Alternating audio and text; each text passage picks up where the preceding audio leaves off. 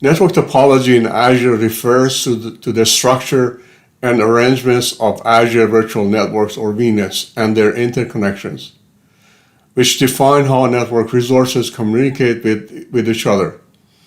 In Azure, network topologies are critical for ensuring efficient communications, security, and scalability.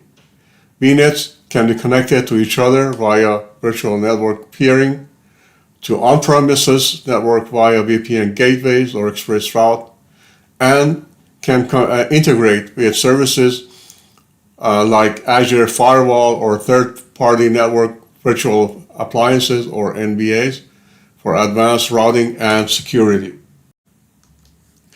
In hub and spoke topology, a central hub VNet acts as a connectivity and control point, connecting to multiple spoke VNets. The hub typically hosts shared services, example Azure Firewall, VPN gateways, or NVAs, while spokes isolate individual workloads or environments, example production and development.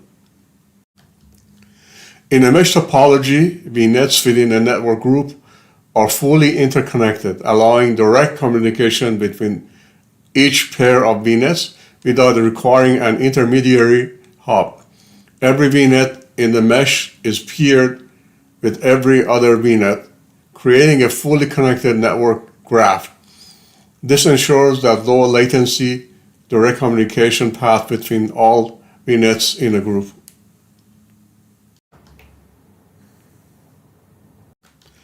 So this is a visual representation of a hub and spoke topology, where hub is paired to each and every spoke VNet in that environment. By default, spoke-to-spoke communication is not enabled, isolating workloads unless explicitly configured otherwise. A hub is a regional resource.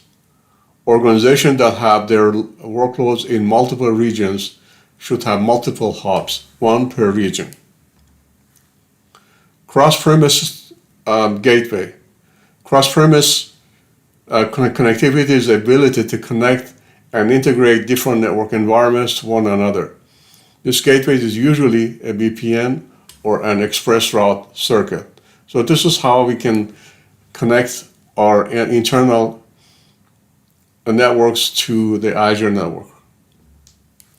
Egress control, the management and configuration and regulation of outbound traffic that originates in the paired spoke virtual network. So you can use the hub as the entry point and also an exit point, and you can control the traffic that comes in or can go out of the network.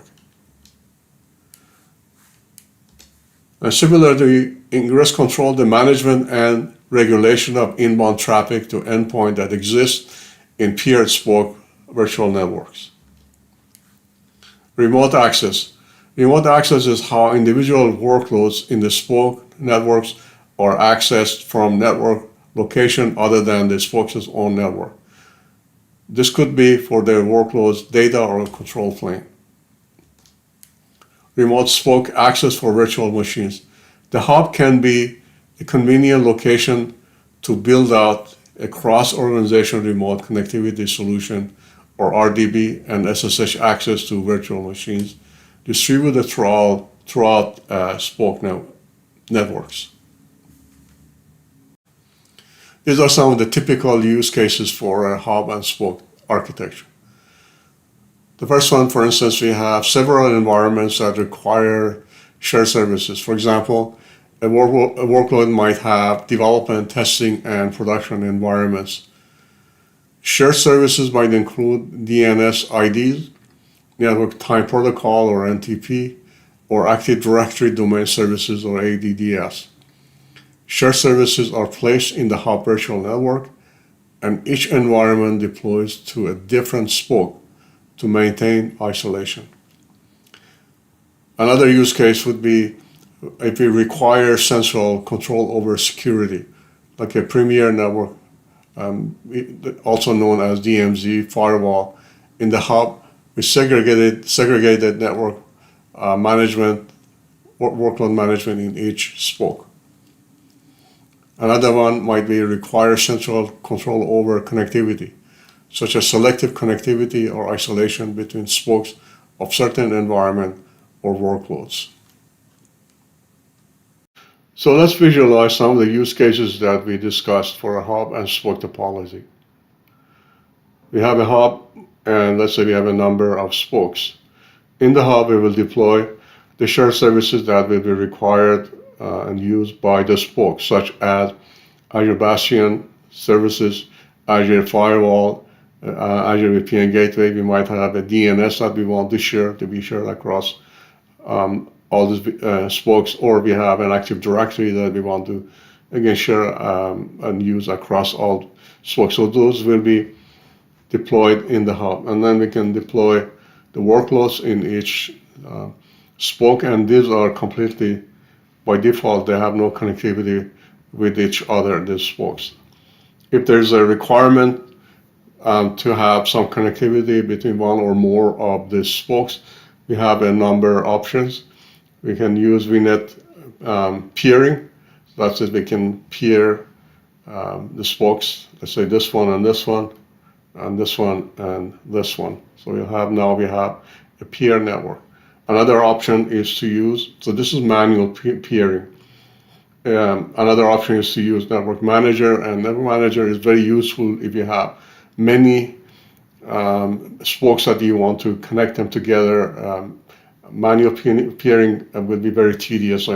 This is a service that is offered by Azure. You pay for it, but if you have a large number of networks that you want to manage, that's definitely the way to go.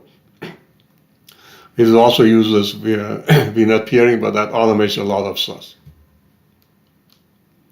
Or another option is that we want to have more control, and we want to use Azure Firewall to strictly control the connectivity between these spokes, and we want to every communication go to Azure Firewall. We want to monitor all the networks, so that then instead of direct peering, we can use Azure Firewall and route tables to provide connectivity among spokes. I'm going to go into this in more detail a little bit later.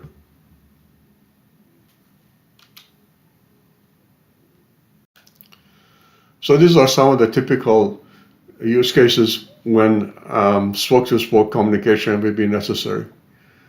The first one is when you have different tiers of a single application are separated or in separate virtual networks. So you have the UI part of the application in spoke, the first spoke, and then you have the business logic in a second spoke, and the database in a different spoke. So obviously these three spokes need to be able to communicate with each other in order for application to function correctly. Another use case might be that we have a multi-region hub and spoke topology where we have each region has its own hub spokes, but we use a single database, and we need to replicate data, replicate and sync data across all these regions. That definitely we need for all spokes, or some of the spokes need to be communicated with each other.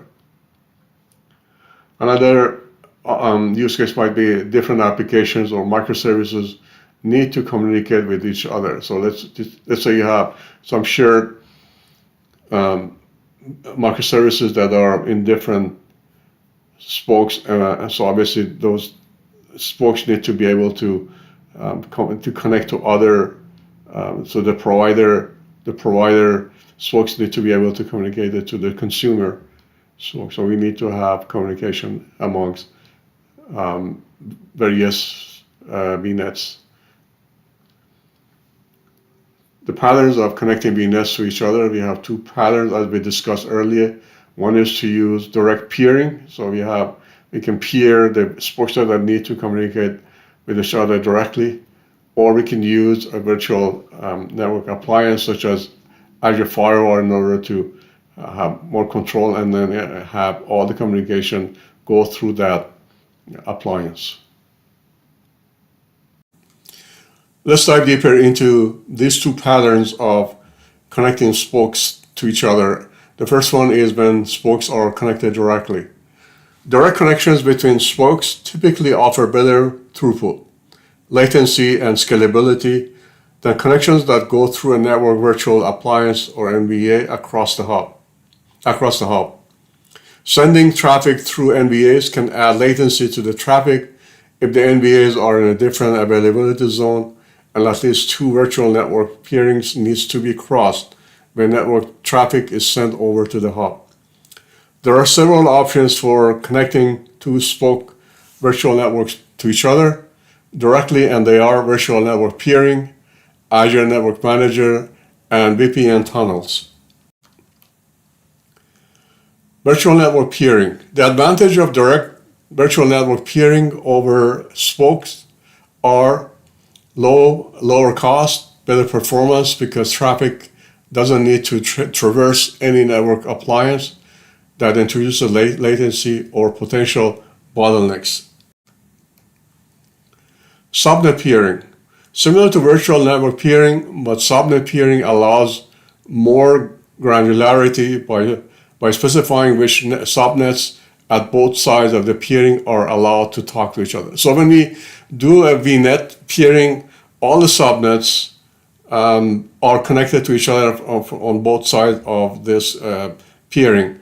So this is bidirectional. So sometimes it's great because then you don't have to worry about, you have to specifically peer subnets together, but sometimes you don't want that. You want to have to specifically have specific subnets that you want to be connected, and you don't really want traffic in any other subnets to be able to be peered together. So this is a great option for that, for those situations. Another option is to use Azure Virtual Network Manager. In addition to the advantages that virtual network peering offers, Azure Network Manager provides a management service that enables you to manage virtual network environments and creates connectivity at scale. By using Azure Virtual Network Manager, you can create 3 types of topologies across subscriptions for both existing and new virtual networks. And those are hub and spoke with spokes that aren't connected to each other. So this is the typical and classic those hub and spoke topology. The next option is hub and spoke with spokes that are directly connected to each other without any hub in the middle. And the last one is a meshed group of virtual networks that are interconnected. Although network peering is by far the most common way of connecting spokes to each other, however, there are some scenarios as described here where VPN tunnels will be required. Connecting spokes through VPN tunnels in Azure's hub and spoke topology is typically used in scenarios requiring secure communication across networks that cannot rely solely on Azure Native Virtual Network or VNet peering or Azure Virtual Network Manager. And here, these are some of the use cases. The first one, hybrid connectivity. When spokes represent on-premise networks or networks in other cloud providers, VPN tunnels, often site-to-site or point-to-site VPNs, enable secure connectivity to the Azure hub. This is common in hybrid cloud scenarios where on-premise infrastructure needs to integrate with Azure resources. The other use case would be geographically distributed environment. If spokes are in different Azure regions or isolated environments, not easily connected via VNet peering, example, due to subscription or tenant boundaries, VPN tunnels provide secure way to connect them through the hub, leveraging Azure's backbone for encrypted communication. The next use case is security and compliance requirements. Some organizations require encrypted traffic over public or shared networks, even within Azure. VPN tunnels ensure data is encrypted in transit, meeting strict compliance or regulatory needs, example for sensitive data in industries like finance or healthcare. And finally, high availability and redundancy. VPN tunnels can serve as a backbone or redundant connectivity option alongside VNet peering. For critical applications, organizations may use VPN as a failover mechanism to ensure connectivity if peering fails. Pattern 2, spokes communicating over a network appliance. Instead of connecting spoke virtual networks directly to each other, for instance using peering, network peering, you can use network appliances to forward traffic between spokes.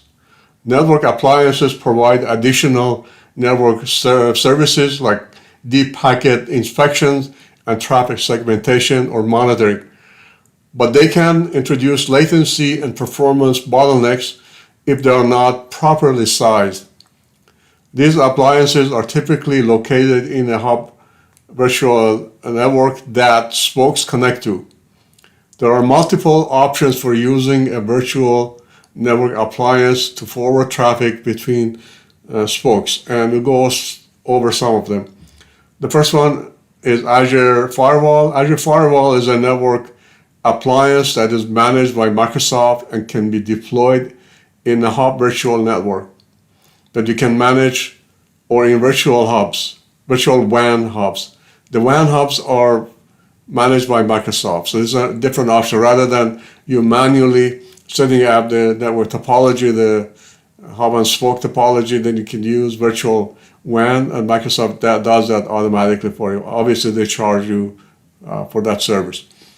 It can forward IP packets, and it can also inspect them and apply traffic segmentation rules that are defined in policies.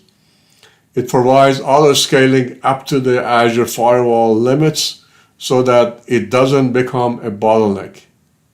Note that Azure Firewall provides out-of-the-box multi-region capabilities only when used with virtual WAN.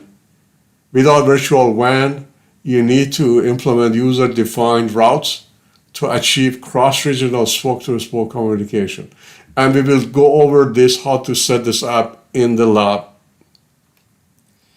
Third-party network virtual appliances. If you prefer to use a network virtual appliance from a Microsoft partner or provide routing and network segmentation, you can deploy network virtual appliance in either a hub and spoke or a virtual WAN topology. Another option is to use Azure VPN Gateway. You can use an Azure VPN Gateway as a network hub type of user-defined route, but Microsoft doesn't recommend this, using VPN virtual network gateways to route spoke-to-spoke traffic. These devices are designed for encrypting traffic to on-premise sites or VPN users. For example, there is no guarantee that the bandwidth between spoke that the VPN gateway can route. Another option is to use ExpressRoute. In certain configurations, an ExpressRoute gateway can advertise routes that attract spoke-to-spoke communication, sending traffic to the Microsoft Edge router, where it is routed to the destination spoke. This pattern is sometimes known as ExpressRoute hairpinning and needs to be explicitly enabled following the instructions in the enable or disable VNet to VNet or VNet to virtual WAN traffic through ExpressRoute. Microsoft strongly discourages this scenario because it introduces latency by sending the traffic to the Microsoft bottleneck edge and back. On top of that, Microsoft does not recommend this approach due to the single point of failure and the large blast radius. This scenario also represents multiple problems caused by putting extra pressure on the ExpressRoute infrastructure, that is the gateway and physical routers. This additional pressure can cause packet drops. So to summarize the pattern number 2, that is connecting spokes to each other through a network virtual appliance, is to install that NBA or a network virtual appliance such as Microsoft Azure Firewall in the hub, and then we set up the spokes that are needed to connect to that hub, and then we set up that NBA. We configure that provides connectivity between a subset or all of the spokes that are involved in that hub and spoke topology.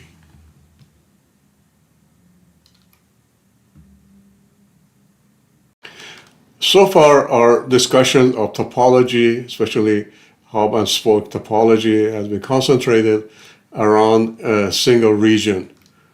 But oftentimes, organizations will need to provide multi-region installation, and the reason for that is clients might be in multiple regions. For instance, in US West and US East, US Central, in Europe, and so on. So those topologies needs to be replicated across multiple regions. And as we mentioned earlier, a hub is a regional resource. And if organizations that have their workloads in multiple regions should have multiple hubs, one per region. So this is Azure Cloud. You have your US West. We have US East, for instance. So we need to replicate the same topology across regions. So in order to do that, to provide connectivity between these regions, first we need to peer the hub to each other. So now we have these regional hubs are connected to each other, but spokes are not connected. So in some scenarios, you may not even need the hubs as for the spokes to be connected. But if you do, again, we'll have two options, as we discussed earlier. Option 1, direct global peering, or network manager's global mesh that we can use to connect these spokes together. And option 2 is to use a network virtual appliance or NBA, such as Azure Firewall or Azure Route Server. So the same arguments and the same options also apply to a multi-region topology, but obviously that makes it a little more complicated than in a single region. Cross-region spoke connectivity through peering.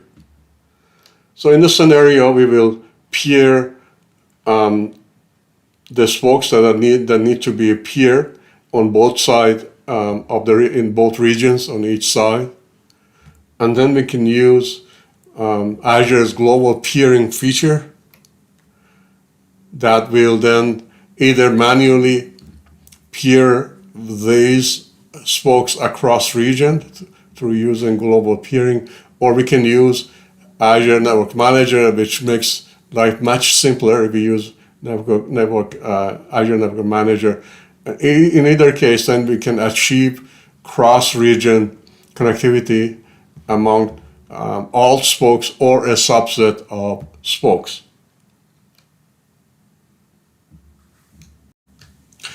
Pattern 2 for cross-region spokes connectivity.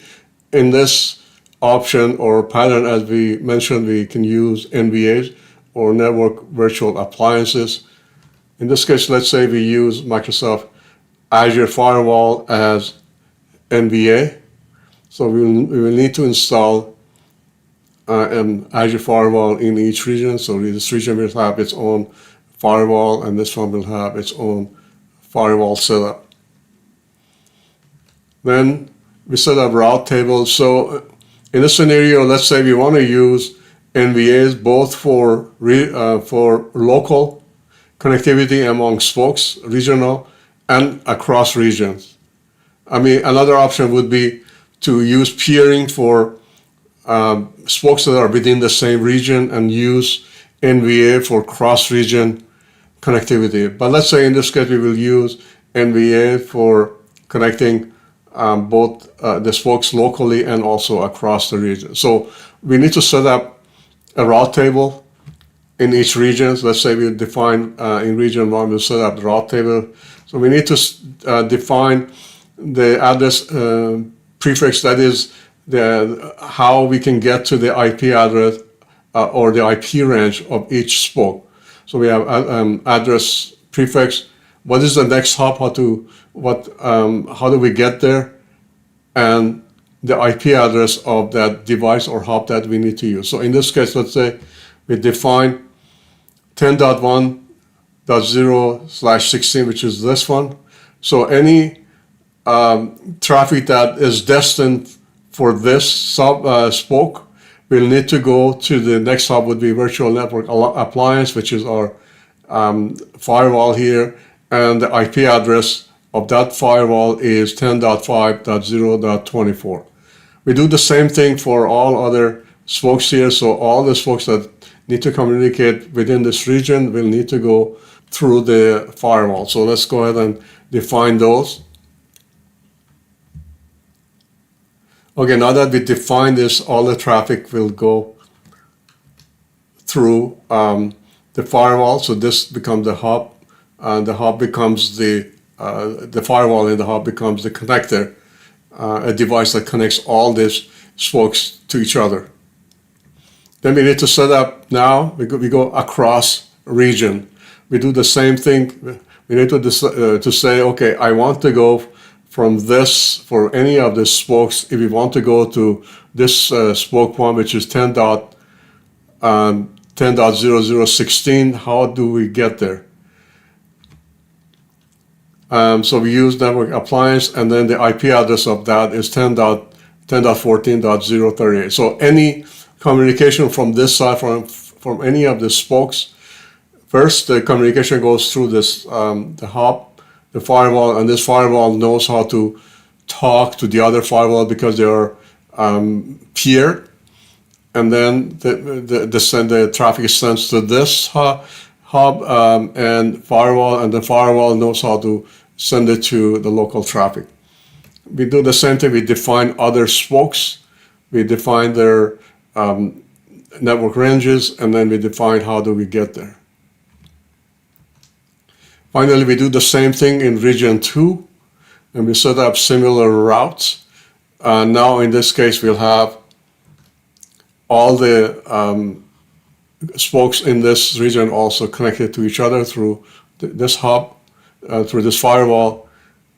And additionally, then the traffic can go both directions, from this to this and this to this. So then we have bidirectional traffic going to and from each region. In the demo that we will be going through shortly, we will set up 2 regions, West US and East US. In each one, we'll have a hub and 2 spokes in each region. And then we set up VNet peering between the 2 hubs across these 2 regions. And then we install a firewall, Azure Firewall, to be used as our NVA for connectivity across regions. Within each region, we use VNet peering over here and over here. And across region, then we'll be using an Azure Firewall as the connector or NVS. So we'll set up 2 route tables, one in each region. So this one will connect or define routes to connect the spokes in this region to the other region, and vice versa. We set up in region 2, we set up a similar route table, and that will connect this region to the other one. Let's discuss in more details what subnets and components will be installed on each VNet, that is the spokes and hubs in each region. First of all, as we mentioned, For the spokes that are within the same region, we will be using peering in order for them to communicate. And to do that, we'll be taking advantage of Azure's Network Manager. And the Network Manager offers two options for grouping these VNets. One is called static grouping, that is, we define what VNets will be part of this group up front. There's another option that the Network Manager offers, and that is dynamic grouping. That is, if you don't know exactly what VNets will be there, and we may be adding VNets later on, and we don't want to manually add them to the group, we can take advantage of the dynamic group. So when we create a VNet, we can then add specific tag, and then each VNet that has that tag will be automatically added to that group, which is very convenient if you have a large number of VNets that you want to manage and you don't know the exact number up front, and this will be very helpful. In this demo, we will be using the static grouping on the West US region and dynamic on the East US. You don't have to do this. This is just for demo purposes to show you how we can create the static and dynamic grouping. And then on the VNet, on the hub VNet, we'll create a number of subnets. One is called utility subnet. Basically, we create a VM and then we can SSH into that to have access to that hub. And we also create a gateway, a VPN gateway, that is so that we can, from outside, we can SSH into any of our assets, any of our VM assets in this region. On the spokes, we create two VNets each. It's called front end, and the other one back end. On the front end, we create a VM that we can SSH into. And then we do the same thing on the other side. So we'll have, each one will have, spoke will have two subnets, and over here we'll have three subnets. And this, on this VNet, on this hub, we will not be creating VPN gateway because we don't need that for this, demo purposes. But if you want to have access, be SSH directly into this VM, then it's maybe a good idea to also set up a VPN gateway on this side. And then before, we also set up a DNS to create a name resolution for all the access that we create on both sides. And then this will be, we will register that automatically, all the VMs that we create, we register in that DNS. We also set up a reverse name lookup that giving an IP address, you can then look up its DNS name. We won't go too much detail into DNS because we discussed that in the previous demo. If you missed that, go ahead and watch that if you want to know more about how we set up DNS and reverse name lookup, then refer to that VM. Let's go through some of the modules that make up our demo applications before actually executing the demo app. So the first one is called demo.bicep. So demo basically receives all the parameters that are passed from the command line. For instance, what region hub 1 will be in and what region hub 2 will be in. It also defines some default values. If those are not passed from the command line, then we use the default values here. And then the major other things that it does is defines the subnet, the IP ranges for the hub 1, hub 2, and all the spokes that will be attached or will be connected to hub 1 and hub 2 respectively. And then it also defines the subnet for hub 1, hub 2, and all the spokes. Like utility subnet that we discussed is IP address or IP range, gateway subnet is IP range, Azure Firewall, and so on. And it also does the same thing for the spokes. For instance, front end subnet and its IP address for one region, region 1, and back end subnet for region 2, and so on. And once it does that, then start actually calling other modules to do other things. For instance, to create VNets that will make up our hub, and that is this one here. The module receives a number of parameters such as location, and this module is called twice, one for hub 1 in West US and the second time for hub 2 in US East. So each time we pass in a different location. It also receives the prefix for the VNet that is going to create the subnets that it, again, needs to create. It passing as an array of objects, and then a name of that VNet, and then a flag should it create the gateway, the VPN gateway, or not. So this is useful if you are doing troubleshooting and you don't want to go through the time and expense of creating a VPN gateway because they're expensive.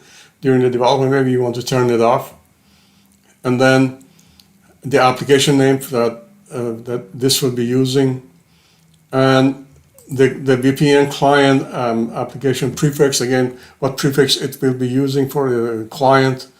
And this will be different for each situation, so you need to pay attention. The range that you set in the main, so when you go to the main .bicep, this parameter is set there, and I'm using a default IP address, IP range that works for me, and it doesn't clash with my IP range in my environment. So you pay attention to this. And then there is something called application gateway that we are not going to use for this demo, so just you can ignore those. And then it to actually create the VNet is going to call another module. Is called create_vnet.bicep, and I've gone through that a number of times, and so I'm not going to spend any time on that. We pass in location, VNet name, and subnets, and that will create the subnet. Next, we get the gateway application ID. This is again is a switch. If you're not going to create the gateway, then this will be null. Next, it check to see if it needs to create the application gateway. Again, you can ignore this for this demo. You're not going to create an application gateway. And then finally, we get to the VPN. So again, checks the flag to see if it needs to create a VPN. If it needs to create a VPN, then it will call another module called create_VPN_gateway. I've gone through this again also a number of times, so I'm not going to go through this module, but I will include that all the modules that make up of this demo will be available for download. I'll provide a link to it in the description so you can look it up yourself. So again, we've gone through that a number of times, so I'm not going to spend any time on this. The create spokes .bicep, as the name suggests, creates the spokes. So this module receives an array of metadata about the spokes, and then it calls another module called create_vnet.bicep. And again, we've gone through that in the previous demo, so I'm not going to spend any time on that. It's very simple, it just creates the VNet. So it goes through the loop. So the array that it receives just basically walks through that array and one by one accesses the information, which is the metadata about the spokes that it wants to create. And then it calls the module and then passing the subnets the prefix, the VNet, VNet location, and any tags that could have been passed. And for each one of those VNet, it calls this module and creates the VNets. And then when the results come back, it goes through the loop and then sends the results such as name, subnets, and VNet ID back to the caller. In this module, again, as the name suggests, create _ firewall, we create the firewall in each region. So this module will be called twice from the main, one for each region. Maybe pass in information, some parameters, such as VNet, in which VNet this will be created, the region that the firewall will be created in, the firewall subnet name, and it has to be, by convention, it has to be called Azure Firewall Subnet. And then the firewall name, whatever name that we want to call it. And then we use the name, the VNet name that we passed in.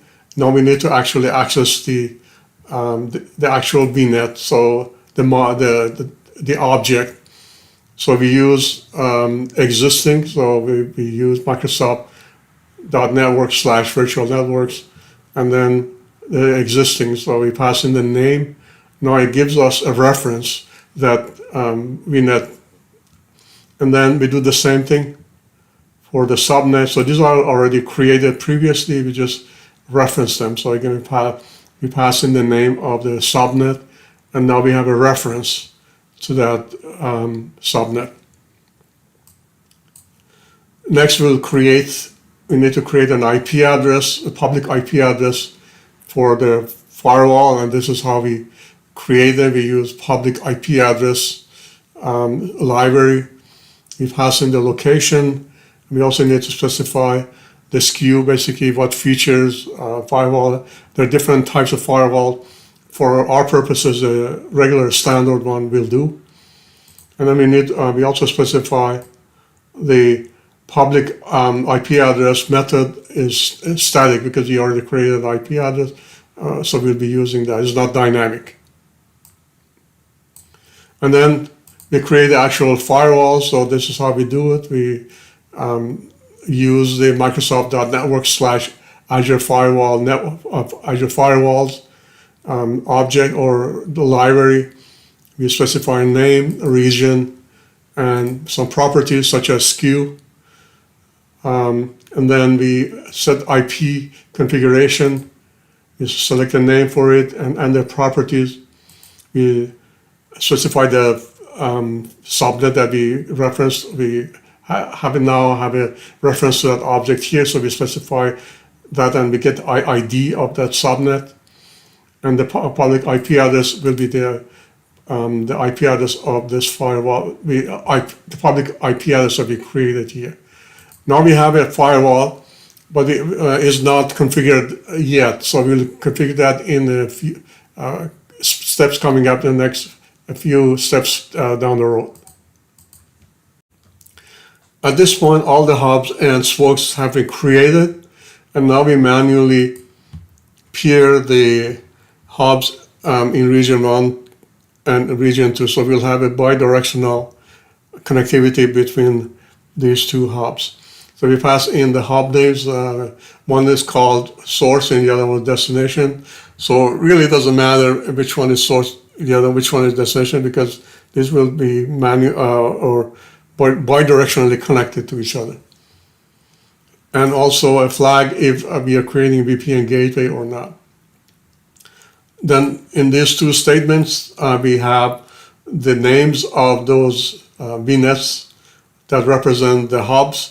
We get the reference to those objects, so we use the VNet, the names that we passed in. Now we get a reference to those objects. And then we create the peering twice, one from one region 1 to region 2, from hub 1 to hub 2, and then from hub 2 to hub 1. And then we pass in the name of the parent, which is the source. So that would be in which VNet this will be, which VNet will be peered, and then a number of parameters. So this one allow forward traffic. So this is for VMs. It will be VMs from one region or from one hub be allowed to forward traffic to VMs on the other side, and allow network access, virtual network access. So will the VMs in one hub will be allowed to access VMs in the other region, and we said yes.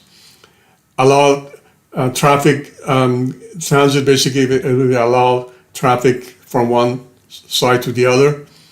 And then we set the remote virtual ID to the destination ID. So in region 1, we are now pointing to region 2, the VNet in the region 2. So now this one will create the connect V1 to region 1 to region 2 hub.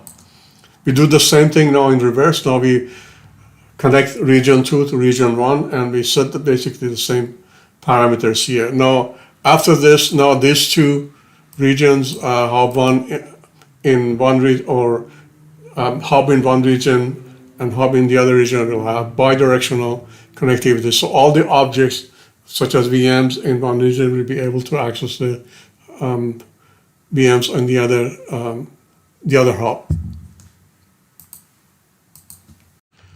So actually, first, let's go through this module, which creates the virtual network manager, and then we'll come back to that because that depends on this. So we use network manager, Azure's virtual network manager, for convenience purposes. If you have a large number of VNets that we want to peer, in this case we have a few spokes that we want in each region to be connecting together or peering together to each other, then it's more convenient to use the network manager, virtual network manager. So in the case of hub, as we saw, we manually created peering, but for spokes we'll be using Azure Virtual Network Manager. So we pass in a number of parameters. For instance, the virtual network manager need a name for that. The West, for each region, the West region and the East region will have two different network groups, and we name them differently. So we just get those parameters from the main. And then for the West region, because we are using static groups, we pass in the spokes. So that would be an array that represents all the spokes in the West region. So again, remember, we're using static grouping for the West code, for the West region, and dynamic dynamic grouping for the East region. Next, we'll be passing in the hub 1 and hub 2 VNet IDs respectively. And then for each region, we create a different configuration. So each configuration will have a different name. Again, we get those from the main. And then we also get, we need a managed identity that is used for deploying the virtual network manager. So that we pass in the name of that managed identity to this module. We also need, so that requires a set of permission. And to complicate, to kind of make this more complicated in Azure, the user who is also deploying this module, network manager related stuff, that person also needs specific permission. So this, we need to pass in the object ID. So this is an attribute in the Entra ID, or it used to be called Azure ID. So whoever is deploying these modules will need to pass in its Entra ID. So this represents me. So if you're using a dedicated ID principal that is used for deployment, then you need to specify that. And create gateway, if you are creating VPN gateway, then will be true, otherwise will be false. Okay, let's go through then the next step. So we need to give this deployment, manage deployment ID. We also need to assign it a contributor role. So before that, we need to actually get a reference to the network contributor role ID. And then this is how we get that. There's a GUID that is associated with the contributor role, and this is the GUID. So you need to find those out in Azure documentation. So each role, for instance, the reader role or contributor role will have its own GUID. So we pass it in, and this will then give us a reference to that role ID. Next, we create the network manager, virtual network manager. We specify the name and location, and their network manager scope, access. So we specify connectivity and security admin. So security, basically we don't use security for this module, for this demo, and we use that for the future modules to demo security in Azure VNet. But for now, we just use the connectivity part of that or feature of that. So we're able to connect these VNets together. And then the network manager scope, we use the subscription as the scope. Now for each region, we need to create a network group. The best is a static group, so we specify a name for that. We got it from the main. The parent would be the virtual network manager. Then within this, we need to now add the spokes in the West region. We got it in an array, so we go through a loop through the array, and then we add those into this network group that we are creating. So that would be our static network groups. We also need, for East Coast or East region, we will be using dynamic regions. So over here, we only specify the name for it and the parent. And then in this module that we will be coming back to later on shortly, then we specify the criteria of membership, what VNets will be part of that, what characteristic that we'll have that will be part of this group, this dynamic group. Then for each region, we create its own configuration. So the West region will have this kind of configuration. Again, the name, we got that from main. And then the parent would be the virtual manager. And then we also set this dependency on the West group, because we want to make sure that those groups that group is created first. So we set the dependency on that. And then once this waits until the group membership is fulfilled, and then it will call this. And the properties, we set the group connectivity to directly connected, so which means that all of these spokes that are part of this will be all bidirectionally connected to each other. We set the is global false. We don't use these are in the same region, so the global attribute should be set to false, and use gateway.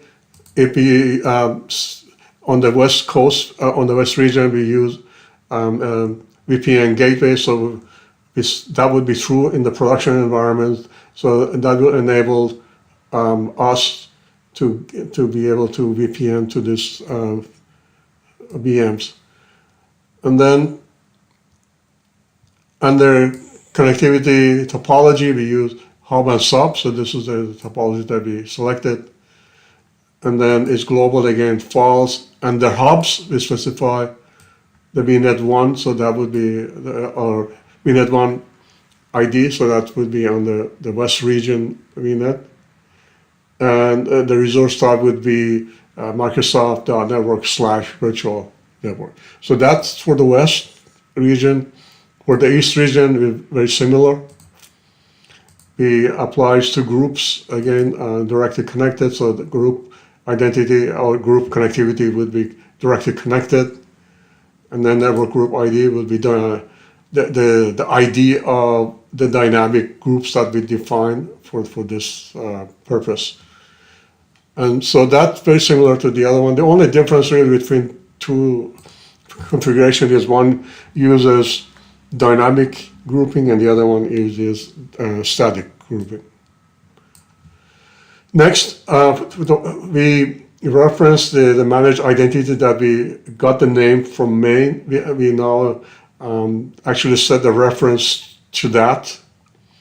We use its name, so now and we use create that identity here, and then the location would be the location that was passed in. And then we need to assign that role, a contributor role. So the role definition we use at the beginning that I showed you, we get the role ID, the network role ID. So we pass in that object. So that would be the role ID definition for that with the ID of that network contributor role.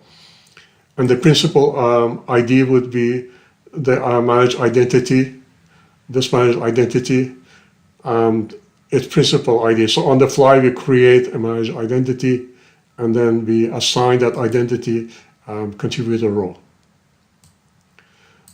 And finally, we assign whoever is running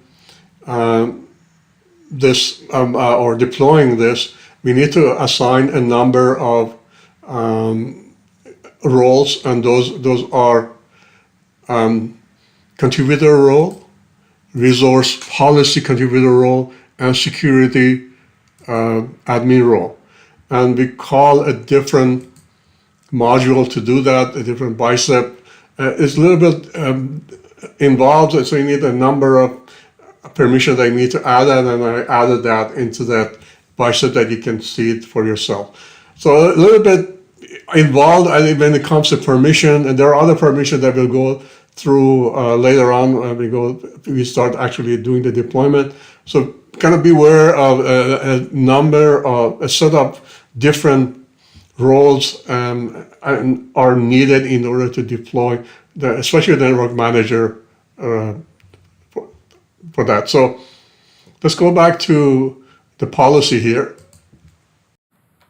This module takes a couple of parameters. One is network group ID. This is the group ID of the dynamic group that we talked about in the previous module, which is this one. We created the network dynamic group for our East zone. So the group ID will be passed to this.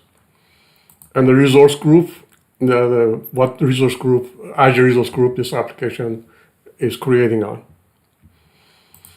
Then we create a resource of the type Microsoft.authorization/policy definition. So we're defining a policy.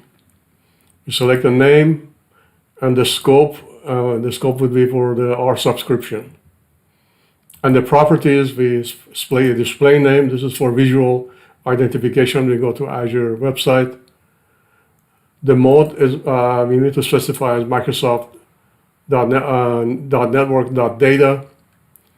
And then here we define the policy rules that this applies to. So if all of these rules are met, then this policy will be applied to whatever policy, whatever object that we are assigning it to. Field is type, and equals. So it has to be, the type has to be, the field has to be type, and should match Microsoft.network/virtual network. So we are talking about virtual networks here. So that's the first condition. The second condition needs field.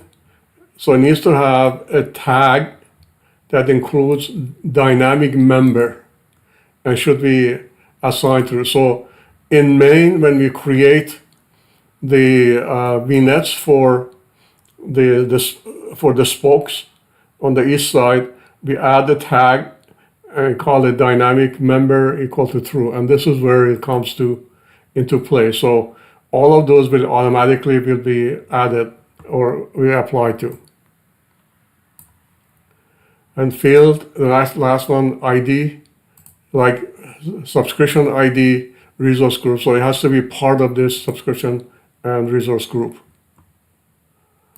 And then this is basically, that's where it applies. So the detailed, we need to set the network group ID to the network group ID that was passed. So this is policy definition. Now we need to assign it to something, and this is the assignment here is another resource, which is Microsoft.authorization/policy/assignment. So again, we specify a name for it, display name, this is optional, enforcement default, and policy definition, so we assign it to the one that is applied up here. So basically we create the assignment, the policy here, and then we make it stick, or we assign it in the second part of it. So before going to the next module, let's go ahead and clear some of these to we have more space that we can then go over the remainder of the application. So let's take a look at configure_firewall.bicep. So as the name suggests, we will be configuring the firewall in each region. So this will be called twice, one per region. We define a couple of types. One is called subnet type, and its attributes are name, prefix, NSG info, delegation info. So these two are not being used, so you just ignore those. VNet name, so that would be the parent name of the subnet. Similarly, we define VNet type info. The attributes are name, location, subnet. So the subnets would be an array of subnet type that we define up here. So we create a kind of nice object-oriented relationship between VNet and its subnets. The prefix and the tags. And the parameters that we receive from main is region. So we, again, this we call twice, one for east and the other one for the west region. IP configuration, this is an array that is extracted from the IP when the firewall is created and is passed to main, and it contains the name, subnet ID, and private IP of a given firewall. And then we also pass in firewall name and firewall subnet prefix, local private firewall IP, and the peer firewall IP, peer VNet address prefix, local VNet hub VNet info, and that would be a type VNet info type that we saw up there.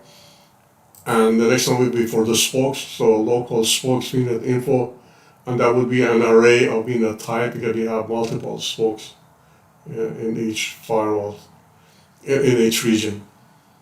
And then peer VNet info, again that would be a VNet info type, so that again represents the VNet of the other side, the other region, the hub of the real region, the other region.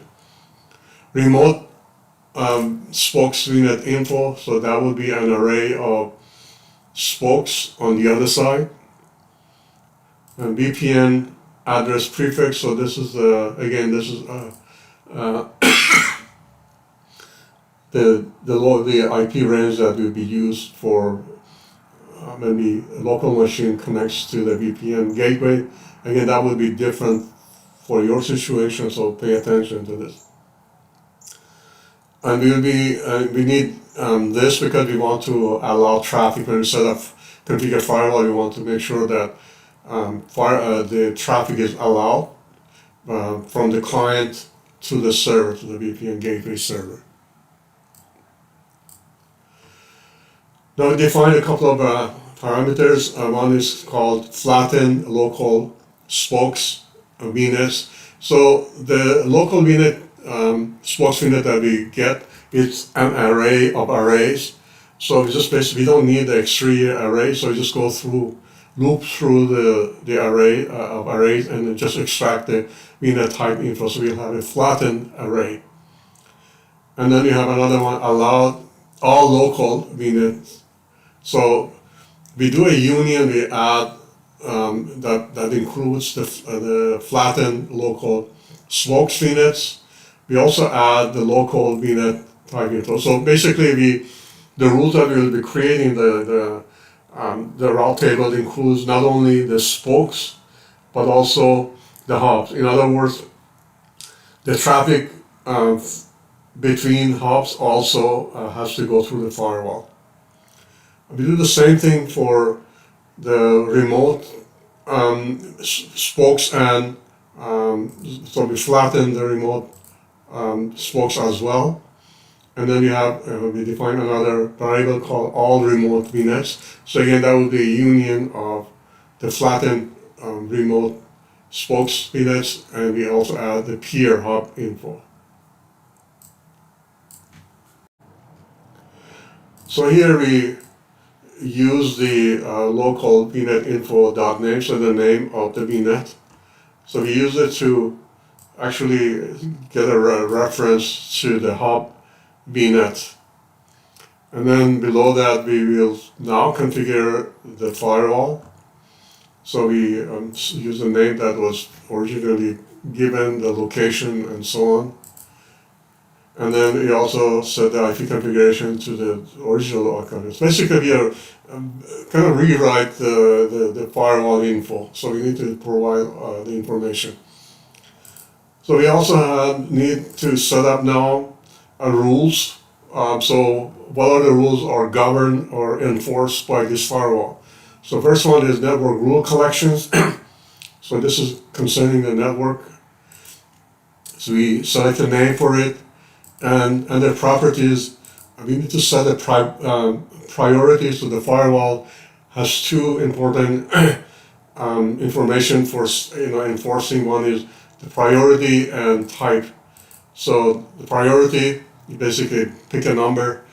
The lower the number, the higher its importance become.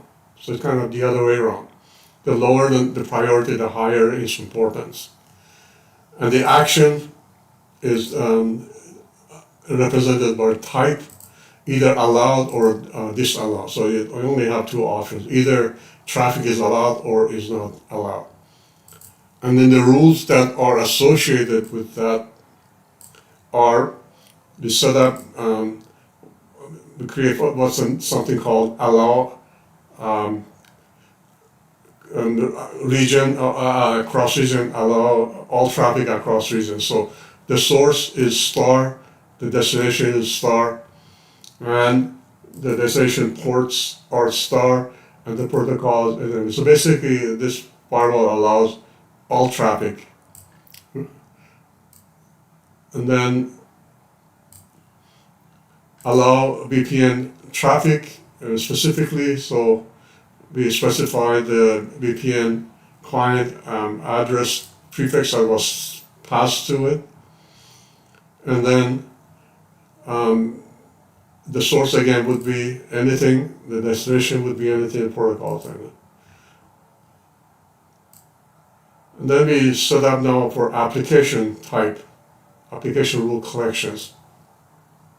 So again, you set a priority, you set like to 200. We can't use the same priority that we selected for the previous rule, so we set a new one. And again, the action we set it to type to allow. And this is specifically for Azure services, so the name is allow Azure services. The source again would be anything. Protocols, I said HTTPS, the ports 443, and target. So these are Azure specific traffic, so we want to make sure that we allow Azure traffic coming in. So that would be star.azure.com and star.microsoft.com. So that's basically setting up a basic firewall. Now we create a route table. And the library that we use is Microsoft.network, the route tables. So that we use that, we select a name for it, the region that we are setting this. So again, we have two the route table, one in each region.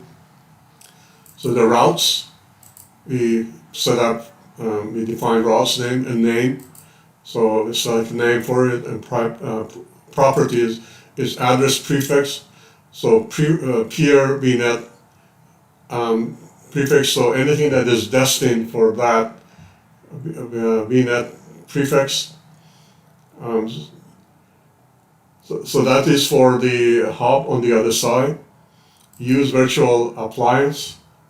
The next hub would be virtual appliance, as we saw in the presentation. And the next hub IP address, so the IP address of the virtual appliance is the IP address of the hub on the other side. And then default to internet, so address that are internet or destined for somewhere else goes to 000-0, and the next hop would be internet. So we also need now to create rules, specific rules for the firewall subnet. So the parent would be hop VNet, and then within that, so we basically access the VNet, and within that, the prefix of that would be firewall subnet prefix, and then the route table. So there's a property route table. We set that to the route table that we created up here. So we set that to the ID of this cross-region route table.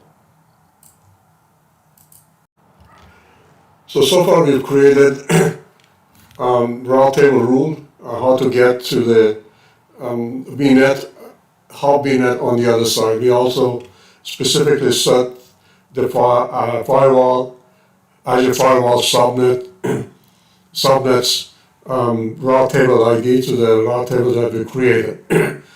So in Azure, when you set the firewall routes, when you create rules for communication between VNets, you have to also set for each subnet within that VNet, you also have to set its subnet or its route table ID to the route table ID of the parent.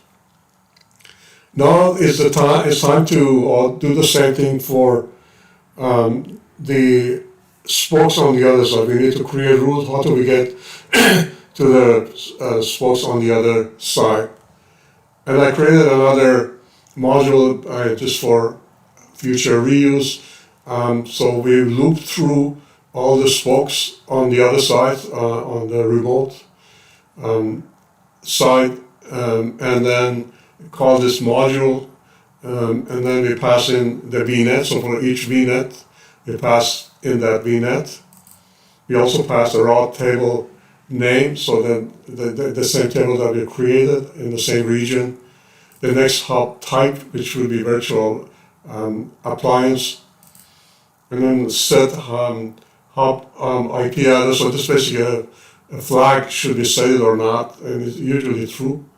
And then next hub IP address would be the IP address of the peer firewall. So this is basically the rules that we want to. So let's go. And so these are the parameters that we just discussed. So this receives the VNet, route table, and next hop type, and so on. And then it references that route table. We have the name, so it's just basically set a reference to that.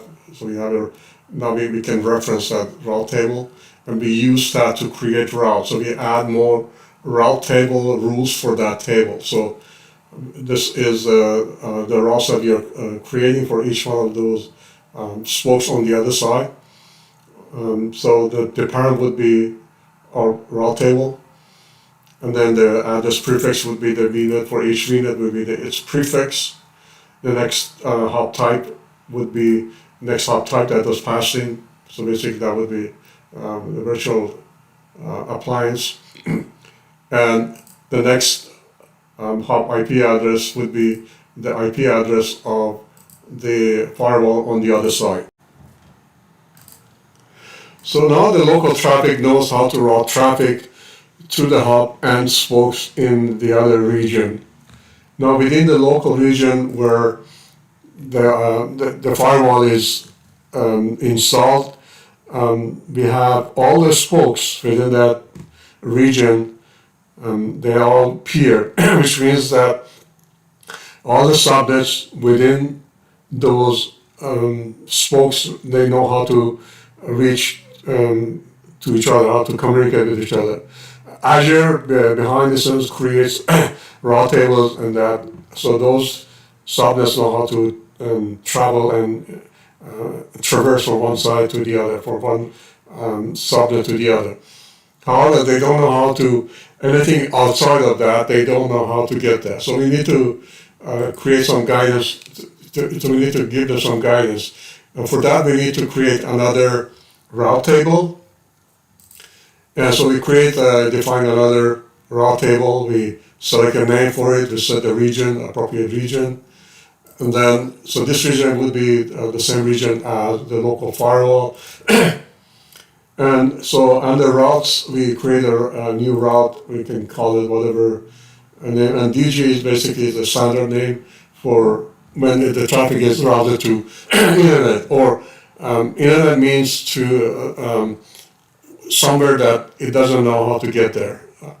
So any address prefix that is going to anywhere which the subnet doesn't know how to get there.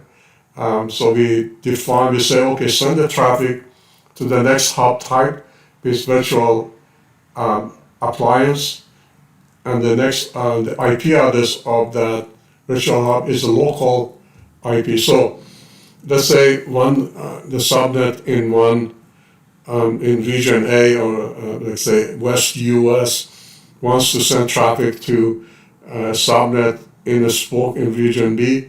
It has to go first through the local hub, the local firewall, and the local firewall knows how to route the traffic to the other side. So having created that, now we need to go basically loop through all the subnets within all the spokes, local spokes. We go through that, and then we set its IP or its route table ID to the route table IP that we just created. So this is the structure. Again, I created a reusable module for that, and it's very similar to the other one. We just go through instead of VNet, we go through the subnets in each site, in each spoke, and then we set its route table IP to the new route table IP that we created, which is it will be its default gateway, so it knows how to get to the other side. Okay, let's go back now and to the driver, which is responsible for executing this and deploying this application. So we define a number of variables such as the locations where regions will be. One will be in West US and the other will be East US. We also set the environment, either test or production. This is for test. And then we pick a name for a resource group, because the resource group is the container that all the objects that we create as part of this deployment will be included in that, so it'll be part of that. And then for each VNet that we created, that is 2 hubs, regional hubs, and 2 spokes in each region, so the total of 6 VMs. We will be deploying a VM on each one of those. And for accessing them, we don't use user ID and password. Rather we generate keys, public, private key. Those are SSH keys. And then we need to pick a name, what we name them for each one of those. So VM1, that would be VM-hub1-key, and then VM1 static spoke1 key, and so on. So this will be the names of the SSH keys that will be we want to ask Azure to generate for us, the keys for us. And then on line 14, we are going to create the resource group that we set the name up there, and then that is created. Next, we will need to generate these keys, because we need to pass their names, the SSH key names, to the main when we call the name. So we need to generate these SSH keys for those VMs before passing them to main. And then for each one of those, we call AZ, SSH key create, and then we pass in the name that we define up there, and then dash actually the resource group. So this will create a SSH key with that name. And then those names are not saved in Azure, so the only way to get them is we read the file. So when we run this, you generate a SSH key pair in the .ssh folder for us. So we need to grab the name of that because we need to programmatically SSH into them later on. So this is how we do a before and after. So we do a ls before and after generating the key, and so that we know which one is new, and we grab the name off of that file. We do that for all those SSH key files, and then finally we can then call our main application, AZ deployment group create, and then we pass in things such as resource group name and a name for our deployment, the template file, which is main.bicep in this case, and then we pass in a number of parameters. For instance, the location for hub 1, hub 2, the SSH keys that we generated for our VMs, resource group name, and then some switches here create VMs or not. So during the testing, maybe you want to set it to false, so it doesn't go, does the overhead of creating the VMs. If you're just testing them before getting to actually creating VM, you can set them to false. And then we also pass in the principal ID of the user who's running it. So in this case, it would be me, because we need to give that principal ID specific privileges as part of the program. So let's go ahead and execute these. I'm just going to do them all in one shot. And this probably will take about half hour. So we will return once this is completed. So the deployment was successfully completed. Let me clear. A number of parameters are returned from main. such as the IP address of the VMs that we deploy, the VM names, and so on. So let's go ahead and grab those. And we can grab them from using this command, az deployment group show -g, then specify the resource group, and then the name of the deployment. In this case, our deployment was create hub underscore topology -- query properties.outputs, and then whatever parameters that you want to get from the from return, then you can do this. So let's go ahead and run that. We can then echo them out to make sure that they're all returned correctly. Let's go ahead and do that. And we see that these are all returned and they look okay.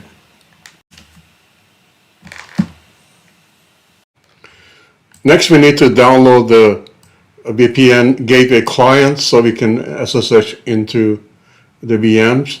So the first thing that we need to do is we need to get a URL where we can then download the config file. And the way to do it, we need to issue a command az network vnet gateway VPN client -client generate -- name and VPN gateway. This is what we return from main. So this is the name of our VPN gateway on Azure. And then -- resource group, the name of our resource group. So let's go ahead and run that.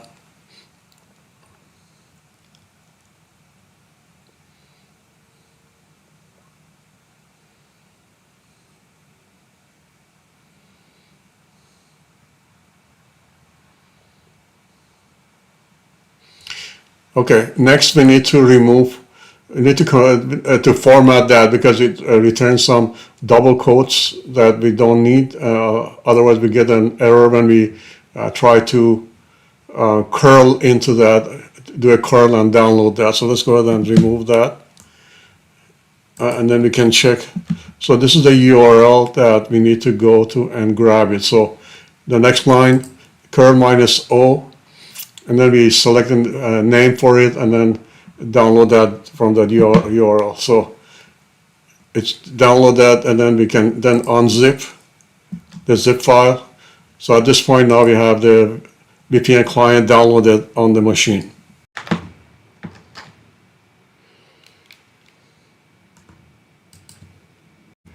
Now that we downloaded the VPN configuration file, we need to go to the client, VPN client, and we need to import that configuration that we just downloaded. That select that and save, and then now we can connect.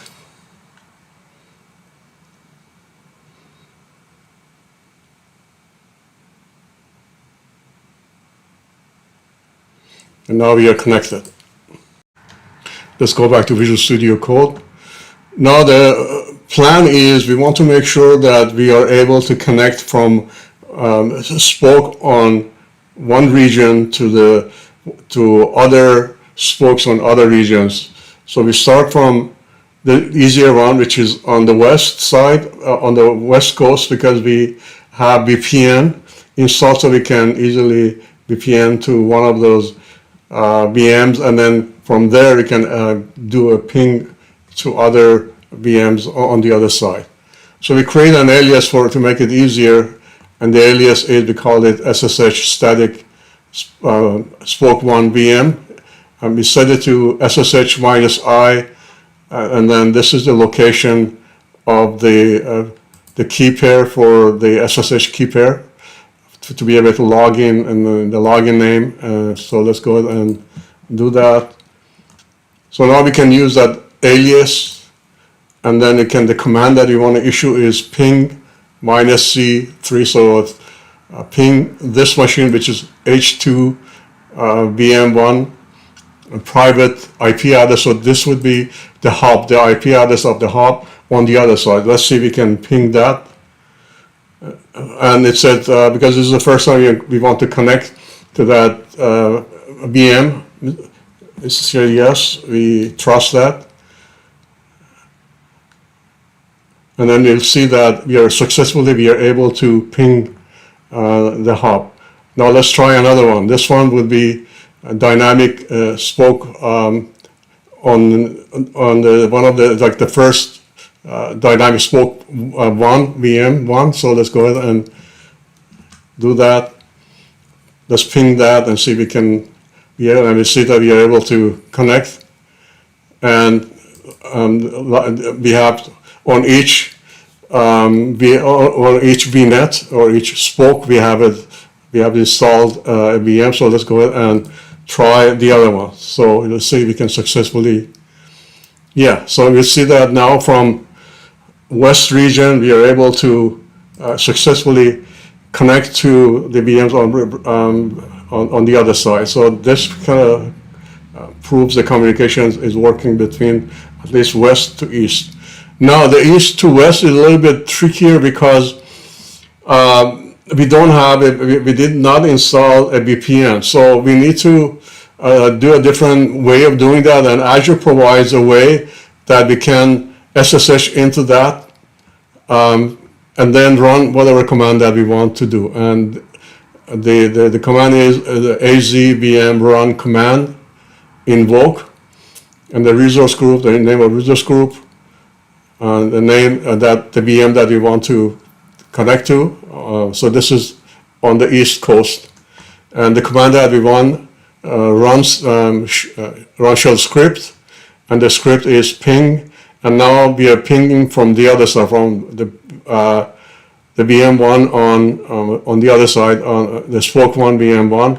We want to see if we can connect, we can ping one of the dynamic spoke one VM1. So we can basically see we can from east we can communicate to the resources of VMs on the west. So let's go ahead and run that. It takes a little bit of maybe a minute or so to run, and it finished execution, and kind of this is the result that it returned. And the important thing is here is a succeeded, and then ping that IP address, which is the VM on the West Coast, and it says 64 bytes of data from this received. So this basically shows that we are able from the East Coast from VM, we can communicate, like a VM on the East Coast can communicate with any VM on the other side. So, and you can do that with other VMs. I'll leave that as an exercise.